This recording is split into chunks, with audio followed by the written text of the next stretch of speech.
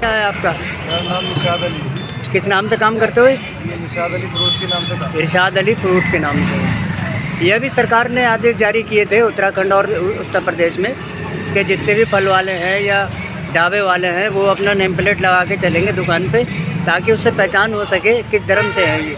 तो आप इसमें क्या कहना चाहोगे? ये नेम प्लेट जो लगाई थी इससे कोई फ़ायदा नहीं था, इससे तो गलत संदेश जा रहा था, इससे अच्छा। भेदभाव फैल रहा था इसका। तो ये तो हम लगाते ही हैं, नाम तो हमारा लिखा हुआ था, लेकिन इससे तो गलत संदेश भेज दिया। अच्छा अच्छा ये जरूरी नहीं था कि नाम प्लेट ही लगानी जरूरी थी। अच्छा अच्छा वहाँ के नाम प्लेट लग के ही पता चलता। तो फ्रूट वाले हैं, चलो ठीक है, मेरा नाम निशाद अली है, ये फ्रूट मेरे पास हिंदू से आ रहा जी जिससे मनोज नाम है, संतोष नाम है और मनोज तिवारी है। फ्रूट आते हैं जी जी, जितने भी जोर से कारोबार हैं मेरे, वो सब हिंदू भाइयों से कारोबार हैं। अच्छा। और हिंदू मुस्लिम हम साथ रहते हैं, सब एकता वाली बात करते हैं, कोई ऐसी भेदभाव वाली बात नहीं। लेकिन इससे गलत संदेश जा रहा था कि नाम लगाना ये लगाना, ये अच्छा नहीं लगा। तो ऐसा कोई सामने आया आपके, कोई फल खरीदना आया हो आपसे तो किसी तरीके का उनने भेदभाव किया हो आपसे? नहीं, ऐसी कोई भेदभाव नहीं की, और लोगों ने कहा कि कोई इसकी आवश्यकता नहीं है, वो अच्छी बात नहीं है लगाना, कोई इससे कोई बात अच्छी नहीं है, लगाना तो बेकार है। जी सर, नाम बताएंगे अपना? जी, मेरा नाम फ़राहीम अहमद है। मैं नगर पंचायत अगवानपुर से पूर्व प्रधान। जी सर अभी ये आदेश करे थे प्रदेश सरकार ने कि जितने भी ढाबे हैं हमारे और जितने ये फलों का ठेले लगाते हैं उन पर नेम प्लेट लगाई जाएगी, उसके बारे में क्या कहना चाहेंगे आप? नहीं, उसमें तो सुप्रीम कोर्ट ने रोक लगा दी है। अभी मैं चैनल पे देख रहा था, उस पर सुप्रीम कोर्ट ने रोक लगा दी है कि अभी ऐसा कुछ नहीं होगा। और अगली डेट मुझे लगता है कि 26 शायद आई है उसमें, तो 26 तक 26 जुलाई 26 जुलाई की सुनवाई होगी। जी, नोटिस जारी कर दिए हैं इन्हें। जी, सरकारों को नोटिस जारी हाँ, किए हैं। प्रदेश सरकार और उत्तराखंड सरकार और को। मैं नहीं, बल्कि मैं तो एक बहुत अदना सा इंसान हूँ, बल्कि जो बुद्धिजीवी हैं हिंदुस्तान में वो कोर्ट के इस फैसले का स्वागत कर रहे हैं बड़े जोश व खरोश के साथ। और मैं कोर्ट के इस फैसले का मैं भी बहुत दिल से स्वागत करता हूँ, क्योंकि भारत के संविधान को, भारत की एकता को बनाए रहने के लिए हमारे लिए हमारा सर्वोच्च न्यायालय सुप्रीम है। अच्छा सर, नाम लिखने से क्या फ़र्क पड़ रहा है इस चीज़ से? नहीं, उसका फ़र्क ये आता है क्योंकि जो भारत का संविधान है वो ये आज़ादी देता है कौन किस चीज़ का रोज़गार करता है, किस तरह का रोज़गार करता है। जी। एक दूसरी बात, आर्टिकल 15 कहता है कि आपस में कोई भेदभाव जाति के आधार पर किसी भी तरह की किसी चीज़ को बांटा नहीं जा सकता। जी जी। हाँ, कई बार होता है ऐसा कि किसी मुस्लिम की कोई दुकान है, मसलन मिसाल के तौर पे खाने के होटल को ले लीजिए, कोई हमारे हिंदू भाई हैं जो शाकाहारी हैं, मांसाहारी नहीं हैं, तो वो वैसे भी दुकानदार बता देता है कि भाई आपके मतलब का खाना नहीं है यहाँ पे, वो कहते हैं ठीक है जी। फिर दूसरा है शाकाहारी, उधर चले जाते हैं वो। अच्छा, बाकी तो होटल्स के अलावा तो मुझे नहीं लगता वो भी सब होटल्स नहीं है, कुछ होटल्स ऐसे जो मुस्लिम होकर भी शाकाहारी बनाते हैं, कुछ मांसाहारी, कुछ हिंदू भाई भी ऐसे जो मांसाहारी होटल भी चलाते हैं। लेकिन बाकी जितनी सब्जी फल ले लीजिए, किराना ले लीजिए, शूज ले लीजिए, क्लॉथ में ले लीजिए, बाकी मुझे नहीं लगता कि वहाँ नाम पता करने की, देखने की या ये पता करने की ज़रूरत है क्या बनाया क्या बेच रहा है। अच्छा सर, बहुत से लोगों ने इसका समर्थन भी किया है। नहीं, समर्थन करने वाले वो लोग हो सकते हैं जो उस सोच के लोग हों, या वो सरकार जिस पार्टी में होता है, ये एक सिस्टम है दुनिया का, जो जिस पार्टी में होता है वो अच्छा बुरा उसी का कहता है जी। जबकि हमें हर वो काम करना चाहिए जो हमारे देश हित में हो और जो हमारे संविधान के दायरे में आता है जी। इसलिए मैं तो यही बात कहना चाहूँगा कि सबसे पहले सुप्रीम कोर्ट का मैं बहुत तहे दिल से शुक्रिया अदा करता हूँ इसका। और क्योंकि हमारा संविधान दुनिया का एक ऐसा संविधान है जो हमारे भारत में रहने वाले धर्मों के लोगों को, तमाम बिरादरियों को, तमाम जातियों को, तमाम भाषाओं को बांधे रखता है। इसीलिए से पुराने लोग हमारे भारत को बेहतरीन गुलदस्ता कहते हैं। और मैं इसके लिए आपके चैनल के माध्यम से बहुत शुक्रिया अदा करूँगा, उन सब भाइयों का शुक्रिया अदा करूँगा जो अखंडता और एकता की बात करते हैं। अच्छा सर, इन आदेशों से क्या संदेश जा रहा था? इन आदेशों से मेन बात यह है, असल में मैं जहाँ तक मुझे लगता है कि जो फ़िलहाल में बीजेपी का जनाधार गिरा है जी।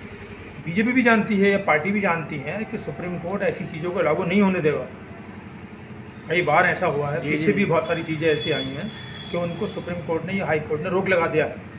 सरकारें जानती हैं, लेकिन अपने वोटर को एक मैसेज देना है जी जिससे कि हमारा जो बिखरता वोटर है वो कहीं ना कहीं बना रहे। जबकि इस चीज़ से आपको नुकसान पहुंचा। जो बुद्धिजीवी लोग थे, जो पढ़ा लिखा तबका था, जो शिक्षित राजनीतिक थे या शिक्षित धार्मिक लोग थे हमारे, वो कहीं ना कहीं अब की बार ऐसा लगता है कि इन सरकारों से दूर गए हैं, बल्कि वो शायद विपक्ष के साथ चलेगा। और इसीलिए मुझे लगता है कि सरकार को नुकसान भी हुआ इसका। सरकार ने इस ओर ध्यान देना चाहिए और सबके लिए वो काम करना चाहिए जिससे शिक्षा और स्वास्थ्य और रोजी रोटी का जो सिस्टम है वो सर्वोपरि रहे। जो हमारा नौजवान आज भटक रहा है बिना नौकरी के, तो एक अच्छी शिक्षा हासिल करने के बाद भी वो अपने देश को अच्छी सेवा नहीं दे पा रहा, उस ओर मेरी समझ से हमारी सरकारों ने ध्यान देना चाहिए कि वो बेहतर कैसे बना सकती हैं भारत को या प्रदेश को। अच्छा सर, अभी देखने में आया कि जितने मुस्लिम कारीगर होते हैं, ये कर्मचारी होते हैं, ये हिंदू होटलों पे ढाबों पे काम किया करते थे, जिन्हें हटा दिया गया है, तो क्या कहना चाहेंगे? मैंने देखा तो नहीं ऐसा, लेकिन अगर है तो गलत है ये। भाई हिंदुस्तान की पहचान क्या है? इतना बड़ा जो हमारा हिंदुस्तान है, हमें अल्लाह ने दिया है, इसकी पहचान ये है कि हम सब एकजुट होकर के रहें। अच्छा, सरकारें तो इससे पहले भी आती थी जी, तो फिर सरकार ने इस बात पर गौर करना चाहिए। इसकी जगह बहुत सारे और तरीके हैं वोट लेने के। जी जी जी नौजवानों को रोजगार दें, शिक्षा की तरफ बढ़ाएं, रोजगार की तरफ बढ़ाएं, भाईचारे की तरफ बढ़ाएं, जिससे हम लोग जुड़े रहें। अगर हम 4 भाई हैं और एक भाई या 2 भाई झगड़े में ही लग जाएं और 2 भाई या 3 भाई कमाते रह जाएं, तो जाहिर सी बात है हमारी इकोनॉमी को नुकसान पहुंचा। क्योंकि अच्छा सर, हमारे काम ही नहीं कर इससे 2027 में जो चुनाव आ रहे जी। हैं विधानसभा का, उस पर कोई फ़र्क पड़ेगा? अभी तो बहुत दूर की बात है, अभी बहुत दूर की बात है। फिलहाल जो है नहीं, जैसे अभी 10 सीटों पे चुनाव होना है। हाँ, यहाँ बीजेपी को जो पीछे भी चुनाव हुआ है कई प्रदेशों में, तो मुझे लगता है कि शायद 16 सीटें थी वो, तो वहाँ 13 सीटें थी सर वो। हाँ, 13 वहाँ बीजेपी को नुकसान पहुँचा है। तो सत्ताधारी जो पार्टियाँ होती हैं उनको बढ़त मिलती है। तो मुझे तो लगता है इस तरह से अगर सरकार करती है तो शायद नुकसान पहुँचेगा। और सरकार ने इसको अपने जनाधार को संभालना चाहिए उस तरह से जहाँ की सामाजिक ताना बाना बुना रहे जी, एकजुट रहे जी जी। क्योंकि इस तरह से मुझे नहीं लगता कि हम नौजवान का भविष्य मजबूत कर सकते हैं, बल्कि शिक्षा, स्वास्थ्य और रोजी रोटी पर पूरा ध्यान देना चाहिए। अच्छा सर, इसमें सरकार में कोई रोज़गार मिला लोगों को या विकास हुए यहाँ पर, तो उसके बारे में क्या कहेंगे? नहीं, रोज़गार में तो मुझे नहीं लगता। मुझे लगता है रोज़गार में तो नौजवान तबका हमारा पिछला है। जो बीजेपी के वादे थे शायद वो नाकाम रहे। हाँ, ये चीज़ कह सकते हैं जो गरीबों को मकान मिले हैं जी, जो गरीबों को मकान मिलते, चाहे वो पिछली सरकार की पॉलिसी हो जी चाहे जी इस सरकार की पॉलिसी हो, गरीबों को इसका लाभ मिला और सही को सही कहना भी चाहिए।